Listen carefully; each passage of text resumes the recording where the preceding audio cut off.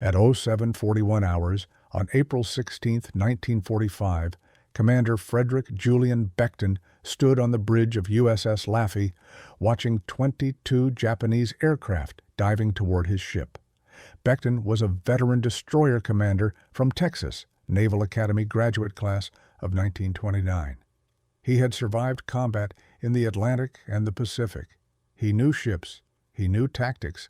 He knew that in the next 80 minutes his destroyer would face more enemy aircraft than most ships encountered in their entire war. USS Laffey, hull number DD-724, was a brand-new Allen M. Sumner-class destroyer commissioned just 10 months earlier. She carried 5 5-inch guns, 12 40mm anti-aircraft cannons, and 11 20mm machine guns. Her crew consisted of 336 men, most in their early 20s, some still teenagers. They were trained. They were ready. But nothing could prepare them for what was coming. The ship was on radar picket duty 30 miles north of Okinawa, positioned to give early warning of Japanese air attacks. She was supposed to be the eyes of the fleet, detecting incoming kamikazes before they reached the main invasion force. What nobody anticipated was that USS Laffey herself would become the primary target, attacked by 22 aircraft in 80 consecutive minutes of combat that would become the most intense air-sea battle any single ship survived in World War II. The Battle of Okinawa began on April 1, 1945. It was the largest amphibious assault of the Pacific War, involving 183,000 American troops and 1,300 ships. The island was 340 miles from mainland Japan, close enough to serve as a staging base for the invasion of the home islands. The Japanese knew this. They knew that losing Okinawa meant losing the war. So they launched Operation Kikusui, the floating chrysanthemum, mass kamikaze attacks designed to destroy the American fleet through sheer numbers and fanaticism. Between April and June 1945, the Japanese would launch 10 massive Kikusui operations, sending over 1,900 kamikaze aircraft against American ships. The goal was simple: sink enough ships to make the invasion of Japan too costly to attempt. Radar picket stations were established in a ring around Okinawa, positioned 15 to 90 miles offshore. These stations consisted of 1 or 2 destroyers with support craft, equipped with the best radar systems available. Their job was to detect incoming raids and direct fighter interceptors to stop them. It was the most dangerous assignment in the Navy. Radar picket ships were alone, exposed, and always the first ships the kamikazes would encounter. By mid-April 1945, the kamikaze campaign had already sunk 6 destroyers and damaged dozens more. The average life expectancy of a radar picket destroyer was measured in days, not weeks. Crews volunteered anyway. Somebody had to do it. USS Laffey drew radar picket station number 1 on April 16th, the station closest to the Japanese airfields on Kyushu, the most dangerous position in the most dangerous assignment in the Pacific. Commander Beckton knew the odds. He had read the casualty reports. He knew that radar picket ships were being hit nearly every day. He gathered his crew the night before and told them the truth. Tomorrow would be bad. They would be attacked multiple times. Many would not survive, but if they stayed at their posts and did their jobs, the ship might make it through. The men understood. They were scared. They went to their battle stations anyway. USS Laffey departed Karama-Retto Anchorage at 060 hours on April 16, 1945. The morning was clear, warm, with light winds from the southeast. Visibility was excellent, which meant Japanese pilots would have no trouble finding their targets. Laffey steamed north at 15 knots, accompanied by 2 landing craft support ships, LCS-51 and LCS-1-16. These were small vessels, 158 feet long, armed with rockets and anti-aircraft guns. They were supposed to provide additional firepower, but everyone knew their real value was limited. When Kamikazes came, destroyers fought alone. By 0730 hours, Laffey reached Radar Picket Station 1, 30 miles due north of Hagushi Beaches. The sea was calm, the sky was empty. Becton ordered the crew to battle stations. Radar operators scanned their screens. Gun crews loaded ammunition. Damage control parties positioned themselves below decks with firefighting equipment and repair gear. Everyone waited. The radar room was the nerve center of the ship. 4 air search radar operators sat watching circular screens that showed blips representing aircraft out to 80 miles. Their job was to detect enemy formations, estimate altitude and heading, and radio that information to the combat air patrol fighters circling overhead. In theory, American fighters would intercept the Japanese aircraft long before they reached the picket ships. In theory. At 0741 hours, the senior radar operator called out, "Bogies bearing 350 degrees, range 75 miles, many planes." Becton picked up the radio handset and reported the contact to the Combat Information Center aboard the command ship offshore. Within minutes, 4 Corsair fighters from Marine Fighter Squadron VMF 441 appeared overhead. The Marines would provide close air support, shooting down any kamikazes that got through the outer fighter screen. That was the plan. At 0744 hours, the air search radar showed the Japanese formation splitting into smaller groups. Some aircraft were turning away, probably heading for other targets. Others were coming straight toward Laffey. The radar operators counted at least 50 aircraft inbound. Most were at low altitude, below 3,000 feet, trying to stay under American radar coverage. It wasn't working. Laffey's radar was tracking them clearly. At 0827 hours, Lookout spotted the first aircraft visually. 4 Japanese fighters, low on the horizon, heading straight in. Becton ordered full speed, 34 knots. He ordered the helmsman to begin evasive maneuvers. The ship heeled hard to starboard as she accelerated. Gun crews tracked the incoming aircraft, waiting for them to enter range. The first attacker was a Mitsubishi A6M Zero fighter approaching from the port bow at wave top level. The pilot was flying straight and level, no evasive action, heading directly for Laffey's bridge. Range 5,000 yards. The 5-inch guns opened fire. The first salvo missed, shells exploding in the water ahead of the aircraft. The second salvo was closer. The third salvo hit. The Zero disintegrated in mid-air, pieces of wreckage splashing into the ocean 2,000 yards from the ship. The second attacker came from starboard. Another Zero, this one climbing to 1,000 feet before rolling into a dive aimed at the ship's midships. The 40mm guns engaged. Streams of tracer fire arced toward the diving aircraft. Hits sparkled along the fuselage. The Zero kept coming. More hits. The engine began smoking. The pilot held his dive. At 500 yards, the aircraft exploded, struck by multiple 40mm shells simultaneously. Burning wreckage passed over the ship and crashed into the sea 200 yards to port. The third and fourth attackers came in together from astern. 2 Zeros in close formation, approaching at 200 feet, following Laffey's wake. The aft 5-inch guns could not depress low enough to engage. The 40mm and 20mm guns opened fire.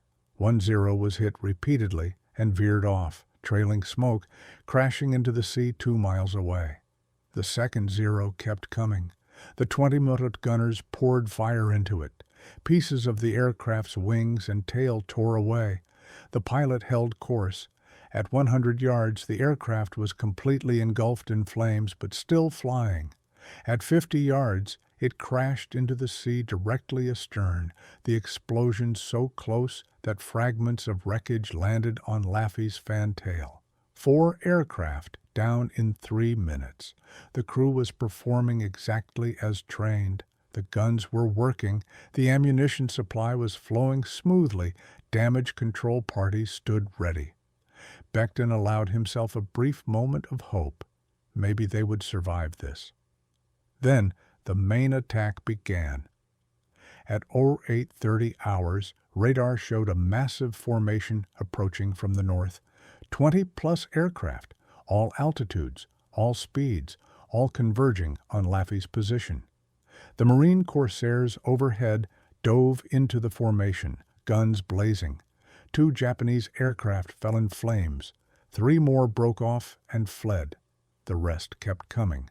The next 50 minutes were continuous combat. Aircraft after aircraft dove on USS Laffey from every direction simultaneously.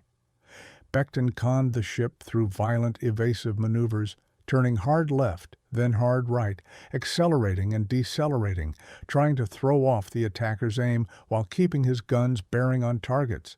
The entire ship vibrated from the recoil of every gun firing at once. At 0832, a Zero came straight down from 6,000 feet in a near vertical dive, aimed at the forward 5-inch gun mount. The gunners tracked it all the way down, firing continuously. Hits walked up the fuselage. The aircraft caught fire, but kept diving. At the last second, the pilot tried to pull out. The aircraft's nose came up slightly, and instead of hitting the gun mount, it smashed into the aft deckhouse, penetrating through 2 levels before exploding inside the ship. The blast killed 11 men instantly and started fires in 3 compartments.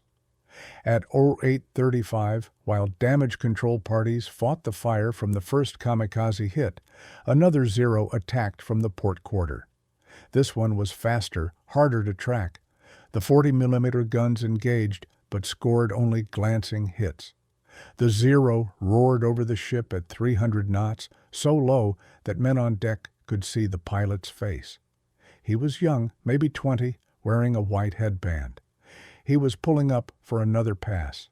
The Zero climbed to 2,000 feet, rolled inverted, and dove again. This time, the 5-inch guns had a clear shot. The first round missed. The second round scored a direct hit on the engine. The aircraft exploded, but its momentum carried the burning wreckage forward. It struck the base of the forward smokestack and exploded again, showering the ship with burning gasoline and fragments of metal. 3 more men died. Another fire started. At 0839, 2 aircraft attacked simultaneously from opposite sides. A Zero from port, a Yokosuka D4 dive bomber from starboard. Becton ordered emergency full rudder to starboard. The ship heeled so hard that men on deck grabbed for handholds to keep from being thrown overboard. The Zero passed across the bow, missing by 20 feet, crashing into the ocean beyond. The dive bomber came in steeper, aiming for the bridge. Every gun that could bear opened fire. The bomber was hit multiple times but kept coming. At 300 yards, it was completely on fire, a flying torch still diving. At 100 yards, the pilot tried to adjust his aim. The aircraft broke apart from the stress, one wing tearing away, and the fuselage cartwheeled into the sea 50 feet from the ship's side. The explosion threw a column of water higher than the mast. At 8:43, a Japanese Val dive bomber approached from astern, diving at a 45-degree angle directly at the ship's steering gear. The aft guns engaged. The bomber was hit, but not stopped. It crashed into the fantail, its bomb exploding on impact. The blast destroyed the aft 5-inch gun mount, killed 7 men, and jammed the ship's rudder 26 degrees to port. Laffey was now stuck in a hard turn, unable to steer straight, while more aircraft continued to attack. Becton immediately adapted. If the ship could only turn left, he would use that. He ordered the engine room to vary speed, using throttle control and engine differential to adjust the turning radius. It was clumsy, but it worked. Laffey continued maneuvering, still fighting, still shooting down attackers. At 08:47, 3 aircraft attacked in sequence from the starboard beam. The first was a Zero fighter, which was shot down at 2,000 yards. The second was another Val, which crashed into the sea after taking multiple hits. The third was a Nakajima Ki-43 Oscar fighter, which broke through the defensive fire and struck the ship amidships on the starboard side. The aircraft's engine penetrated the hull below the waterline. Its fuel tanks exploded inside the ship, starting a massive fire in the forward engine room and flooding 2 compartments. 31 men died in that hit. At 08:51, while the crew fought fires and flooding from 4 separate kamikaze impacts, another wave of aircraft appeared. 4 more Zeros, all attacking together. 1 was shot down at long range. 2 were damaged and broke off. The 4th got through and crashed into the forward gun director, destroying the ship's main fire control system. Now the guns had to engage targets using local control only, each mount tracking and firing independently without centralized coordination.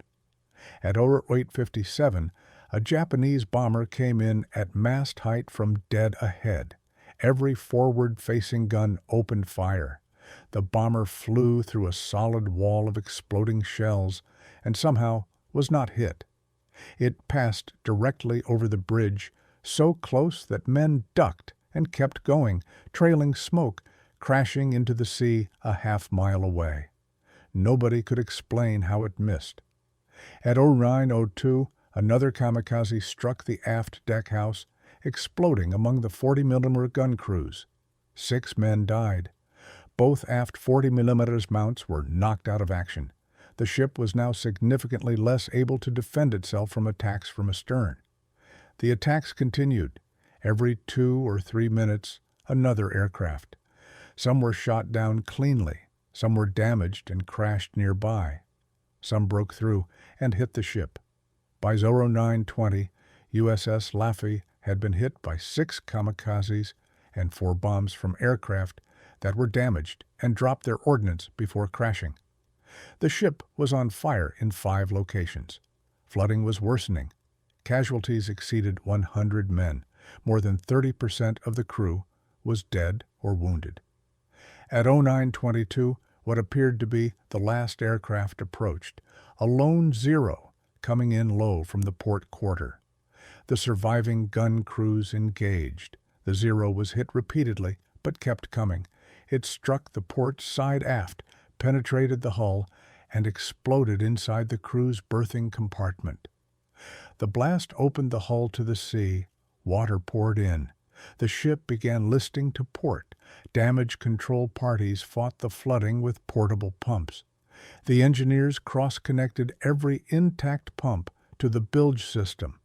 Repair parties plugged holes with mattresses, shored up bulkheads with wooden beams, welded steel plates over cracks in the hull.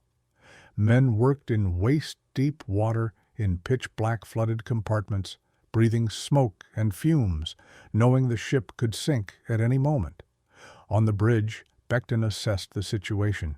6 kamikaze hits, 4 bomb strikes, rudder jammed, 1 engine room flooded, forward fire control destroyed, hull breached in multiple locations, fires burning throughout the ship, over 30 men confirmed dead, 60 more wounded. Most of the anti-aircraft guns were knocked out or running low on ammunition. If another wave attacked, they probably wouldn't survive. At 09:27, the air search radar operator called out, "Multiple bogies inbound, bearing 010, range 30 miles. Another wave. Becton ordered the remaining guns to conserve ammunition. Gunners were told to hold fire until targets entered 1,000 yards. The Marine corsairs overhead, low on fuel and ammunition, radioed that they had to return to base. Laffey would face this attack alone. At 09:35, 4 aircraft appeared on the horizon. The exhausted gun crews prepared for another engagement. Then the aircraft turned away. They were heading for other targets. 2 minutes later, another group of 6 aircraft approached, but also veered off without attacking. At 09:43, the last Japanese aircraft was seen departing to the north. The battle was over. USS Laffey had survived 80 consecutive minutes of attack by 22 Japanese aircraft. 6 kamikazes had hit the ship. 4 bombs had struck. The crew had shot down 9 aircraft and damaged at least 5 others that crashed nearby. The ship was wrecked, but still afloat, still under power, still capable of maneuvering. At 10:15 hours, the first support vessels arrived. Tugboats came alongside to assist with firefighting. Hospital ships took off the wounded. Salvage crews began assessing damage. The senior salvage officer who came aboard looked at the ship and told Becton that Laffey should have sunk. No destroyer could take that much damage and survive. But she hadn't sunk. She was still floating, still fighting fires, still determined not to go down. The casualty count was brutal. 32 men killed in action, 71 wounded, many critically. Over 30% of the crew dead or incapacitated. Every officer in the engineering department was dead or wounded. The ship's doctor and most of the medical staff were casualties. Surviving corpsmen and untrained sailors provided emergency medical care to dozens of wounded men using whatever supplies they could find. The damage assessment was staggering. The forward fire control director was destroyed. The aft 5-inch gun mount was wrecked. 4 of 12 40mm guns were knocked out. 6 of 11 20mm guns were inoperable. The aft deckhouse was gutted by fire. The forward engine room was flooded. The steering gear was jammed. The hull was breached in 7 locations. Structural damage was extensive throughout the ship. Engineers calculated that Laffey was taking on water at a rate that would sink her in 6 hours unless the flooding was controlled. Damage control parties worked continuously, sealing compartments, shoring up bulkheads, running pumps. By 14 hours, they had stabilized the flooding. The ship was no longer in immediate danger of sinking, but she could not operate independently. At 17:30 hours, tugboats took USS Laffey under tow. She was brought back to Karama-Reto anchorage for emergency repairs. Shipfitters welded steel plates over the largest holes. Carpenters built temporary bulkheads to replace those destroyed by explosions. Electricians rewired damaged circuits. Machinists fabricated replacement parts for critical equipment. The work took 4 days.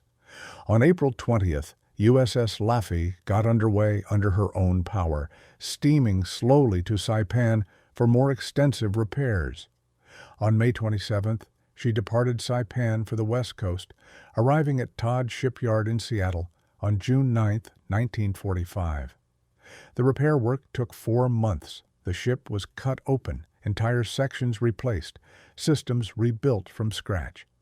When she emerged from the shipyard in October 1945, she was essentially a new ship.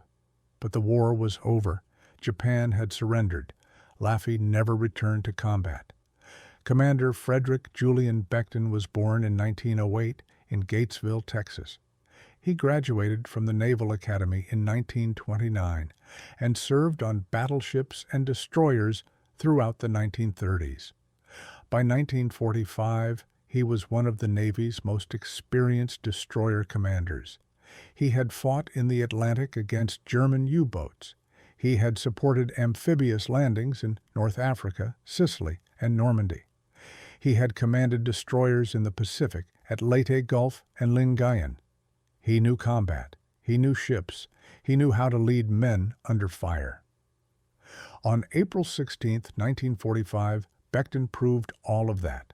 For 80 straight minutes, he conned USS Laffey through evasive maneuvers while coordinating the defensive fire of every gun on the ship.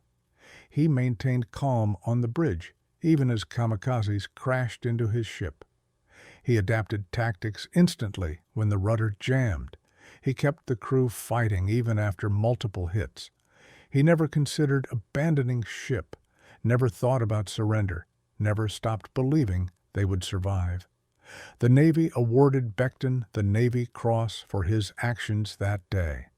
The citation called his performance extraordinary, his leadership inspiring, his courage exemplary. Becton stayed in the Navy after the war, eventually rising to the rank of Vice Admiral. He retired in 1966 after 37 years of service. He died in 1995 at the age of 87. In interviews late in life, he always credited his crew, not himself, for saving USS Laffey. He said he just gave orders. They were the ones who fought the fires, patched the holes, manned the guns, and refused to let their ship sink. The crew of USS Laffey came from every corner of America. Farm boys from Iowa, factory workers from Detroit, fishermen from Maine, ranch hands from Texas, college students who enlisted after Pearl Harbor, teenagers who lied about their age to join the Navy. They were ordinary Americans who did extraordinary things when tested. Seaman First Class Robert Carr, age 19, from Pennsylvania, manned a 20-millimeter gun on the port side. When a kamikaze approached his position, he kept firing until the aircraft was only 50 feet away. The plane crashed into the sea, missing the ship by yards. Carr's gun had no more ammunition. He had fired every round in his magazine. He survived the battle with only minor injuries. Gunner's mate, Third Class Lawrence Dulowski, age 21, from Michigan, was in charge of a 40-millimeter gun mount. When his mount was hit by a kamikaze, all 4 of his crew were killed. Dulowski was blown off his feet, suffered burns and shrapnel wounds, but got up and manually operated the gun by himself, loading and firing until another crew arrived to help. He received the Navy and Marine Corps Medal for his actions. Pharmacist's mate.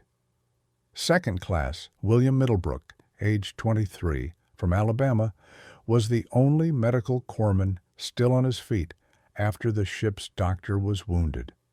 Middlebrook moved through the burning ship, treating casualties under fire, ignoring his own injuries. He set up a temporary aid station in a passageway and treated 47 wounded men over the next 2 hours. He received the Silver Star. Lieutenant Frank Manson, the engineering officer, was in the forward engine room when a kamikaze hit flooded the compartment. He ordered his men to evacuate, then stayed behind to secure critical valves to prevent the flooding from spreading. He made it out just before the compartment filled completely with water. He was awarded the Navy Cross. These men, and hundreds of others like them, saved USS Laffey. They fought fires in compartments filled with smoke and fumes. They patched holes in the hull while water poured in around them. They manned guns while aircraft crashed into the ship beside them. They carried wounded shipmates to safety while the ship shook from bomb and kamikaze impacts. They did their jobs under conditions that would break most people. They did it because it was their duty, because their shipmates depended on them, because someone had to do it. The question everyone asked afterward was simple.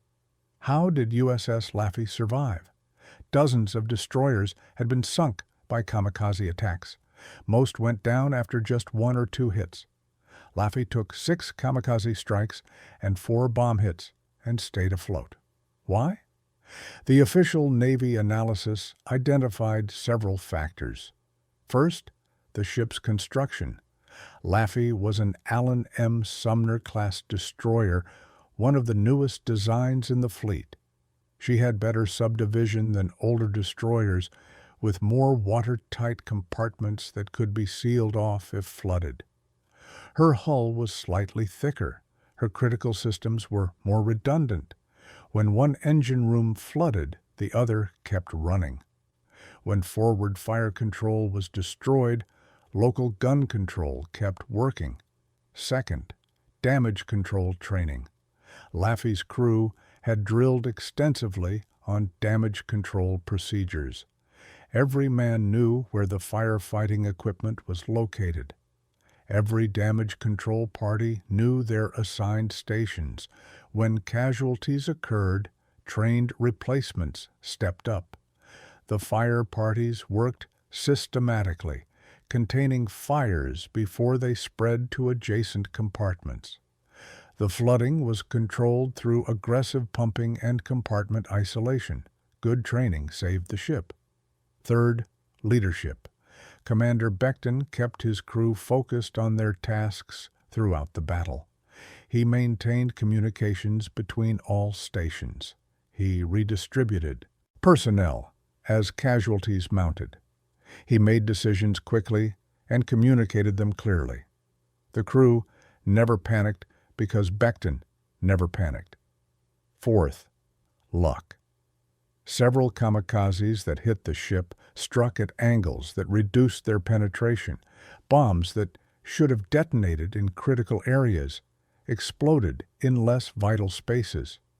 Fires that could have reached the forward magazines were contained just short of disaster. The ship was lucky, repeatedly, in small ways that added up to survival. But the most important factor was the crew's determination. They simply refused to let their ship sink.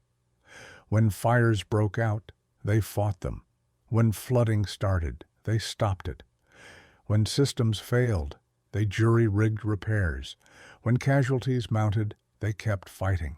The crew willed USS Laffey to survive through sheer stubborn refusal to accept defeat. After the war, USS Laffey continued serving in the Navy until 1975, when she was decommissioned after 31 years of service.